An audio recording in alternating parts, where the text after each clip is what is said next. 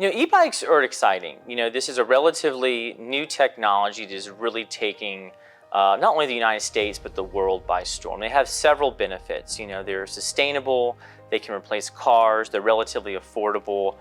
There's a lot of benefits to e-bikes, and so there's a drastic uptick in their usage, but there's also inherent risks that come with that innovation. And one of those are fires caused by lithium-ion batteries, and this is becoming more prevalent as more are getting into the e-bike industry. And so it has definitely garnered more attention than it has in the past as these fires continue to cause harm. And so that's really a leadership opportunity for ULSE to show not only what we've done in the past with our standards development process, but providing real-world solutions to create a safer world.